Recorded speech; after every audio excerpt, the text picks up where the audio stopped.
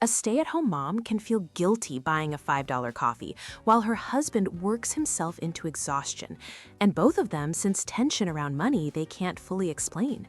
From the outside, people label it control, imbalance, entitlement, but that explanation is too small. What's actually shaping the household is quieter, deeper, and far more powerful. There is an invisible bargain operating beneath their conversations, beneath their intentions, beneath their love. One person absorbs financial threat, the other absorbs emotional and domestic threat. And over time, power doesn't get taken, it forms around fear. This is the part no one explains. Most husbands who provide don't experience money as privilege. Their nervous system doesn't register authority, it registers danger. From early life, many men are trained with a single equation that embeds itself before adulthood. If you provide, you're safe. If you can't, you disappear. Not emotionally, existentially. Worth becomes conditional. Belonging becomes fragile. Love feels tied to usefulness. So when a man becomes the sole income, his nervous system shifts into permanent threat monitoring. Bills stop being numbers. They become warnings. Deadlines become countdowns. Unexpected expenses feel like breaches. The paycheck stops feeling like shared money and starts feeling like proof that everything hasn't collapsed yet. This isn't ego, it's containment. His body believes he is the wall between his family and disaster. And when the nervous system believes it is the last line of defense, it tightens, it scans, it anticipates loss before it happens. It tries to control variables that were never meant to be controlled. It doesn't rest, even in moments of calm, because calm feels temporary. That vigilance quietly reorganizes the household without anyone agreeing to it. Decisions slow down, spending feels heavy, risk feels personal, joy feels conditional. Meanwhile, the stay-at-home mom enters her own survival loop. She absorbs everything money doesn't regulate: the children's emotions, the schedules, the mental load, the invisible logistics that never pause. She becomes the stabilizing nervous system of the home. When tension rises, she diffuses it. When chaos appears, she absorbs it. When stress leaks through the walls, she contains it with her body, her tone, her presence. She smooths edges no one notices until she stops. She becomes so good at holding everything together that the cost of her labor disappears. But because her work doesn't produce numbers, it doesn't register as threat protection in the same way. So the household unknowingly organizes itself around perceived danger instead of actual contribution. The provider carries the fear of financial collapse. The caregiver carries the fear of relational collapse. Both are protecting the family. Both are overextended. Neither feels safe enough to articulate what's happening because neither wants to be the one who destabilizes the fragile balance holding everything together. This is where the invisible bargain locks in. The provider's body learns, if I loosen my grip, we're exposed. The caregiver's body learns, if I need too much, I become a liability. No one announces these rules. They're learned through tone shifts, pauses, micro-expressions, sighs, and moments where asking feels risky. They live below language. They live in posture, hesitation, and guilt that arrives without a clear source. Over time, money begins to carry authority, not because the provider wants power, but because his fear is louder and more visible. Guilt begins to live in the caregiver, not because she overspends, but because her nervous system learned that shrinking herself keeps the system stable. This isn't a character flaw, it's a trauma pattern. Systems don't reward contribution.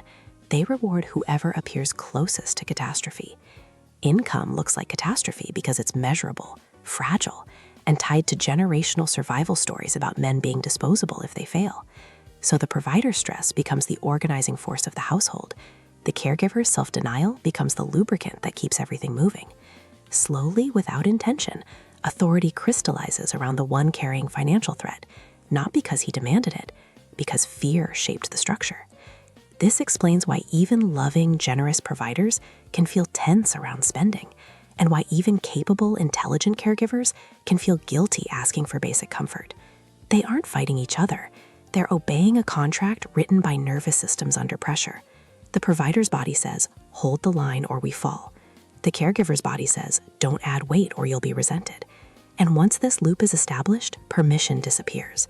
The caregiver waits for approval she technically doesn't need. The provider feels responsible for decisions he never wanted sole authority over. Both feel trapped, both feel unseen. The real fracture isn't between them. It's between who they are and what their bodies believe is required to survive. Over time, identity fuses with these roles. The provider doesn't just earn the money, he becomes the income. If the money stops, his identity collapses with it. Rest feels dangerous. Delegation feels reckless. Ease feels irresponsible. Even abundance feels unstable because it can be lost at any moment. The caregiver doesn't just support the family, she becomes the sacrifice.